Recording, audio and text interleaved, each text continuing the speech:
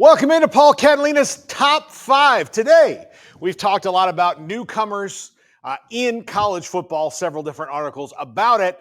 I decided to give you my most important transfers, not best newcomers. These are the ones that teams need to work out.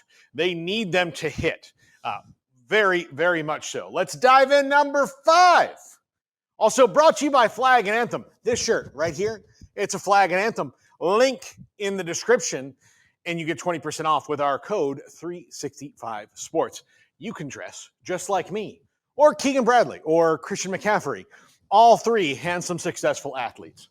Number 5, most important transfers, Kayne Udoh, running back at Arizona State, came in from West Point. He was great in that offense at Army.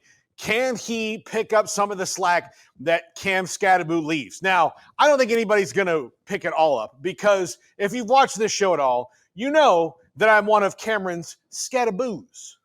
I love Cameron Scadaboo. I think he was the best player maybe in the Big 12 last year overall, and he did a lot of things I don't think the NFL rightfully gave him credit for draft spot-wise, but I do think if Brian Daboll is smart in New York, he will give him those opportunities. But Kayne Udoh steps in to that all-important lead dog role in Kenny Dillingham's offense. He's big, he's strong, he's powerful. He can do a lot of things. Can he get to, let's just say, 85% Scadaboo? Still an excellent production rate for someone like that.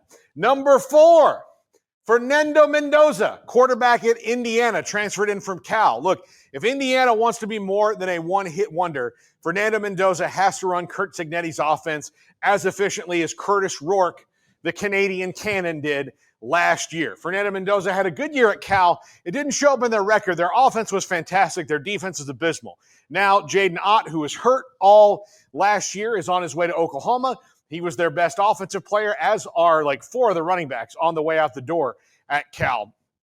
And Fernando Mendoza, the quarterback, is on his way to Indiana. He was already there at Indiana.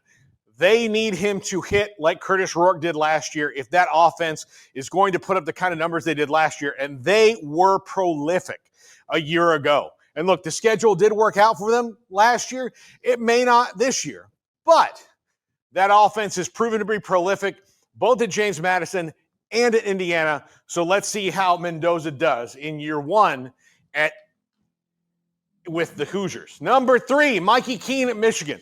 Look, the talk is all going to be about Bryce Underwood, the number 1 quarterback in the country, who they're paying an ungodly sum of money to come and play. And is he Dylan Raiola? Does he come in and start right away? I actually don't think so. Sharon Moore's offense is a little bit more complex. It's a little more pro style. There's a lot more reads and things built into it for a high school kid to come in and do it. Now, will Bryce Underwood play in year 1? Almost assuredly, unless he's just very, very raw. But you don't get the kind of buzz that Bryce Underwood had. Very similar to Dylan Raiola buzz or any other guy who started as a true freshman buzz coming in. But what is an underrated signing in the transfer portal is Mikey Keene. The quarterback formerly at UCF put up fantastic numbers at Fresno State, coming in and playing his final year of eligibility with the Wolverines. Had they had Mikey Keene last year, they might have been in contention for the Big Ten title. Their defense was still excellent. They had excellent running backs. They had an excellent offensive line. The quarterback play, abysmal is not a big enough word for it. Dumpster fire is not appropriate.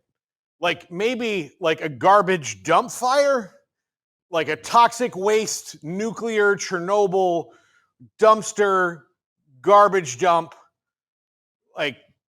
implosion, catastrophic, earth-ending thing. That's how bad the quarterback play was for Michigan.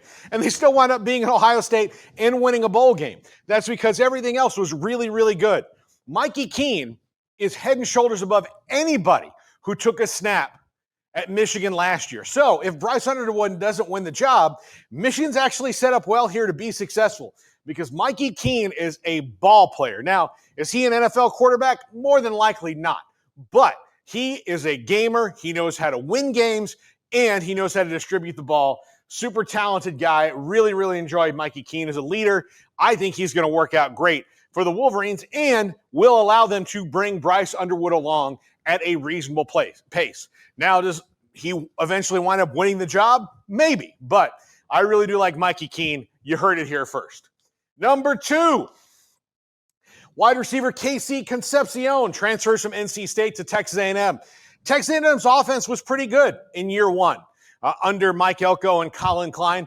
Marcel Reed was a revelation in a lot of regards. Now, passing the ball, he could be a little bit on and off. Now, part of the problem, though, was that they had some good wide receivers. They didn't have any great ones.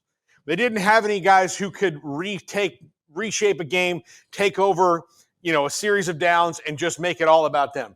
This guy can do that, whether it's big plays, getting first downs, getting key catches, moving those chains, getting across the stripe. That's what Concepcion does. He's going to be big in College Station. Probably the best wide receiver they've had there in quite a long time. Number 1, John Mateer at Oklahoma. I am not understating this or overstating this when I say this is Brent Venables, this is his most important decision, was going and getting Ben Arbuckle and John Mateer to come in and bring some wide open, fun offense back to the Sooners. The defense has gotten better, and he's a defensive coach over the years he's been there, but the offense has just been erratic. And so since that's the case, he needs somebody to come in and be an alpha dog quarterback. This is that guy, a dual threat at Wazoo, someone who already knows Ben Arbuckle's offense. And if he can get right with Jaden Ott and some of the other weapons that they have with the Sooners, they can contend because of John Mateer. But they could not contend last year. Much like Michigan, their quarterback play was responsible for a lot of it. Now, they had a ton of injuries at wide receiver and running back, so they weren't the same Oklahoma. If you can have that kind of depth at wide receiver and running back that they seemingly always had until the last couple years, and a quarterback like John Mateer, you can contend in a wide-open SEC. That's going to do it for the top 5. We're off into the weekend, but first, Andrew Valade makes polls every single day. You must hear the results, or you can't leave. That's the rule for me. That's the rule for you. Smokey, give the people the poll results so they can take their wives to dinner. For God's sake.